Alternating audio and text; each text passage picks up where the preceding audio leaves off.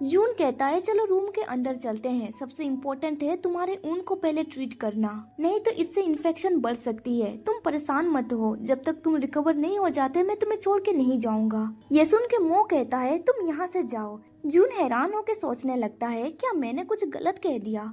मो कमरे के अंदर चला जाता है और कहता है ब्रदर तुमने सच में मुझे एक पंच दिया है। फिर वो अपने चेस्ट पे हाथ रखते हुए कहता है अभी मुझे पता चला कि यहाँ पे दर्द कैसे होता है। मैं बहुत मतलबी हूँ, मैं हमेशा तुम्हारा चिंता का फायदा उठाकर तुम्हें हमेशा अपने पास रखता था। मैंने सोचा था कि मेरा ब्रदर मुझे पसंद करने लगेगा, पर मुझे कभी अपॉर्चुनिटी ही नहीं मिला। मैं प्रूव नहीं कर सकता हूँ कि मैं तुम्हें कितना पसंद करता हूँ, क्योंकि मैं अब नॉर्मल पैदा हुआ हूँ।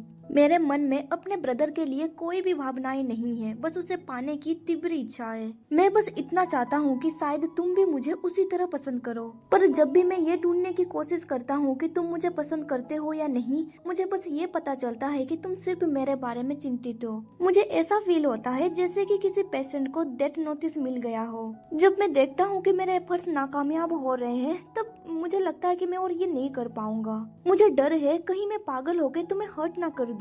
ये सुन के जून उसे बेड में पुश करते हुए कहता है तुमने क्या कहा? मैं सिर्फ तुम्हारे बारे में चिंतित हूँ। मैं तुमसे डेट करने के लिए पहले मान गया था, पर तुम कितने स्टूपिड हो। ये सुन के मुंह हैरान में पड़ जाता है। फिर जून अपने कपड़े उतारते हुए कहता है आखिर मैं इतने लंबे समय से इतना स्ट्रगल क्यों कर रहा था? मुझे भी डर ये था कि तुम मुझे पसंद इसीलिए करते हो क्योंकि हम दोनों बहुत लंबे समय से साथ में रह रहे हैं। मैंने भी कभी फिगर आउट नहीं किया है ये लव है या फिर डिपेंडेंस। मुझे भी डर है कहीं मैं तुम्हें हर्ट ना कर दूं। अगर मेरे एक्स गर्लफ्रेंड एक के बाद एक बाहर आने लगेंगे तो फिर तुम क्या करोगे? क्या तुम अपना रिश्त काट दोगे? मैं सीक्रेटली एक के बाद एक को छोड़ने लगा, फिर भी तुम्हारे मन में अभी भी डाउट से है। सच बता रहा हूँ, जब मैं इसके बारे में सोचता हूँ मैं और भी ज्यादा गुस्सा हो जाता हूँ। फिर वो आगे कहता है आखिर मैं तुम्हें ये कैसे प्रूव करूं? क्या मुझे शारीरिक संबंध बनाने होंगे? ये सुन के मुंह कोई भी जवाब नहीं देता है। वो अपने आईज कवर करते हुए रोने लगता है। जून उसे पूछता है आखिर तुम रो क्यों रहे हो? मैं तुम्हें बुली नहीं कर रहा। मो रोते हुए कहता है मुझे आज ऐसा लग गया था जैसे कि मैं तुम्हें और कभी नहीं देखूंगा, पर अभी मुझे लग रहा है कि तुम मुझसे भी ज्यादा स्ट्रगल कर रहे थे। तभी जून उसे सडनली किस करते हुए कहता है तुम इतनी जल्दी रोने लगे? कुछ देर के बाद मैं तुम्हें रोने पे मजबूर कर दूंगा, रिग्रेट मत करना। इसके बाद उन दोनों के बीच कार्यक्रम दिखाया जाता है। अगले दिन सुबह वो दोनों साथ में सो रहे होते हैं। जून सबसे पहले उठ जाता है और सोचने लगता है वो अच्छे से सो रहा है। जब वो अपने पैंट पहनने लगता है तब उसके कमर में बहुत दर्द होता है। वो सोचने लगता है क्या ये बच्चा मुझे हेट करता है? मेरे पूरे बदन में दर्द हो रहा है। फिर वो आगे सोचने लगता है उसके बॉडी में तो चोट लगा था, पर वो ऐसे कर रहा था जैसे कि उसके सारे दर्द मिट गए थे। इसीलिए वो परेशान होकर सोचने लगता है ऐसा लग रहा है मेरे साथ चीट किया गया है। तभी मो उसे सडनली बेड में लेटा देता है और कहता है मैं तुम्हारे साथ दोबारा करना चाहता हूँ। जून कहता है अब बस करो, इन सब चीजों के बारे में बातें करना बंद करो, नहीं तो मुझे और भी ज्यादा रिग्रेट फील होने लगेगा। फिर वो बेड पे बैठ जाता है और उससे कल रात के बारे में पूछता है, जिसपे मो कहता है मुझे सोसाइटी में गैंगस्टर मिल गए थे, उन्होंने मेरे ऊपर अटैक किया। अभी वो सोच रहा होता है सू के वर्ड्स झूठे नहीं है। जून कहता है आखिर किसकी इतनी हिम्मत हुई? तुम्हें इसके बारे में पुलिस में रिपोर्ट करनी चाहिए ताकि उस एरिया में मैनेजमेंट की जा सके। मो कहता है ब्रदर आपको चिंता करने की जरूरत नहीं है, ये मैटर सॉल्व हो चुका है। उस पर्सन को ऑलरेडी सबक सिखा दिया गया है, अब मैं उससे दोबारा नहीं मिलूंगा। इसके बाद सीन शिफ्ट होता है। हमें सू को दिखाया जाता है जो एक पर्सन से बातचीत कर रहा होता है। वो पर्सन कहता है मुझे तुम्हारे पर्सनालिटी के बारे में अच्छी तरह से पता है, पर इस बार तुमने जिस पर्सन को भड़काया है वो बहुत ही ज्यादा ट्रिकी है और मैं इसके बारे में कुछ भी नहीं कर सकता। हालांकि तुमने उस ओल्ड मैन के ग्रैंडसन को बचाया है, फिर भी ये फैमिली तुम्हें रखने का कोई इंटेंशन नहीं रखती है। फिर वो पर्सन उसे कुछ पैसे देते हुए कहता है ये पैसे तुम रख लो और एक सेफ जगह पे कुछ देर के लिए छुप के रहो। इसके बाद सीन शिफ्ट होता है। हमें दिखाया जाता है कि अभी सू किसी के घर के बाहर था। वो डोर बेल रिंग करता है, फिर एक बटलर डोर ओपन करता है और उससे कहता है तुम लेट हो और मिस्टर लिन को पसंद नहीं है कि कोई लेट में आए। फिर वो सू को घर के अंदर ले जाते हुए कहता है मिस्टर लिन को ये पसंद नहीं है कि कोई उसके सामने स्मोक करे या फिर कोई उसके करीब जाने की कोशिश करे, और सबसे इम्पोर्टेंट ये है कि मिस्टर लिन जो कुछ भी टच करते हैं उसे टच मत करना। सू कहता है ये ओल्ड मैन कितना दिखावटी है। बटलर कहता है मिस्टर सू, यंग मास्टर ने तुम्हें यहाँ पे भेजा है। मुझे पता नहीं तुमने बाहर क्या गड़बड़ी मचाई है, पर क्योंकि मैंने यंग मास्टर का एहसान चुकाया है, कम से कम उन्हें मिस्टर लिन के सामने शर्मिंदा होने मत देना। पर सू अपने सिगरेट पे लाइटर जलाते हुए कहता है, ठीक है, मैं अपना बेस्ट देने की कोशिश करूँगा। बटलर उससे सिगरेट छीन लेता है और कहता है, तुम्हें कोशिश नहीं करनी है, तुम्हें ये करना होगा। मिस्टर लिन का तबीयत ठीक नहीं रहता है, इसीलिए तुम्हें उन्हें अनहैप्पी नहीं करना है, नहीं तो मैं गारंटी देता हूँ कि यहाँ से जाने के बाद तुम्हारा कंडीशन और भी ज्यादा खराब हो जाएगी।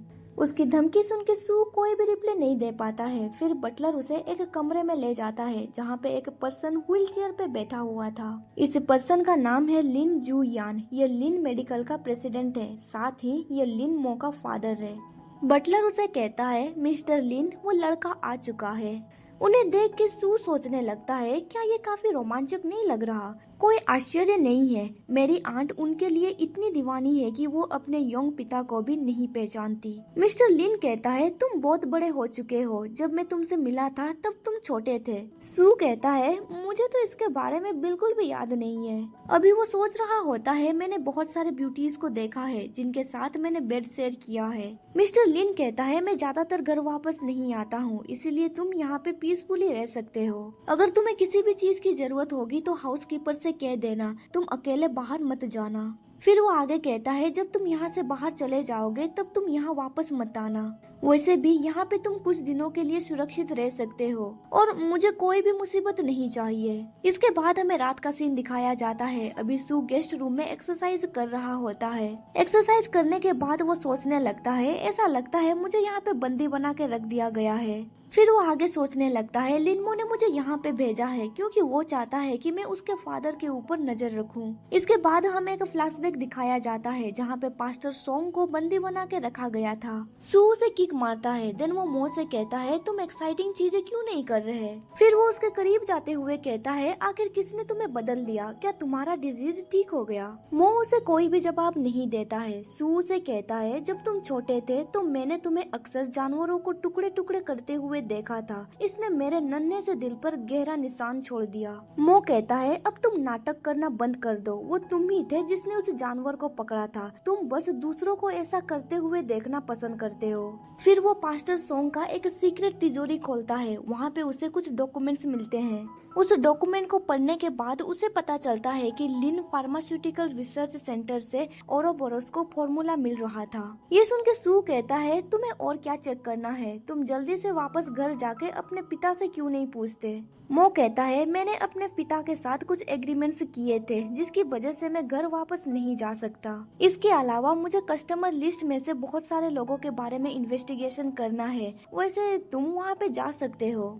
ये सुन के सू अजीब सा शकल बनाते हुए कहता है, मैं तुम्हारा साथी नहीं हूँ। मो कहता है, तुम्हें तो मेरे बारे में पता ही है, मैं उन सब लोगों को खत्म कर सकता हूँ। तुम बाहर जाके सबको बता सकते हो कि मैंने ही पास्टर सोंग को जान से मारा है। पर क्या तुम्हें लगता है कि उनकी नजरों में मैं दोषी रहूंगा या फिर तुम? फिर वो पास्टर सोंग की ओर देखते हुए कहता है, मुझे इसकी जरूरत है, मैं इसे यहाँ से ले जाऊंगा। इसके बाद सीन प्रेजेंट में शिफ्ट होता है। सू सोचने लगता है, देखा जाए तो उस पर्सन के मन में कोई भी दया भाव नहीं है। अगर मुझे पकड़ लिया गया और मैं पास्टर सोंग का पता नहीं बता पाया तो मुझे मौत से भी बदतर टॉर्चर किया जाएगा। इसके बाद हमें दिखाया जाता है, अभी वो मिस्टर लिन के घर में चोरी छुपे घुसने की कोशिश कर रहा था। अभी वो सोच रहा होता है, मुझे लगता है कि लिन मो ने मुझे धोखा दिया है। अपने व्यक्तित्व के कारण वो अकेले चर्च कैसे जा सकता था? फिर वो कमरे के अंदर चोरी छुपे घुस जाता है और सोचने लगता है, आखिर लिन मो ओरोबोरोस का पीछा करने की कोशिश क्यों कर रहा है? वो तो एच सिटी को उलट पुलट करना चाहता था ना। फिर वो एक ड्रॉ ओपन करते हुए सोचने लगता है, ये कितना इंटरेस्टिंग है, पर मुझे ये पसंद नहीं है कि कोई मुझे कंट्रोल करे। तभी उसे बाथरूम में से कुछ आवाजें सुनाई देने लगती है। वो देखता है कि मिस्टर लिन जमीन में पड़ा हुआ था।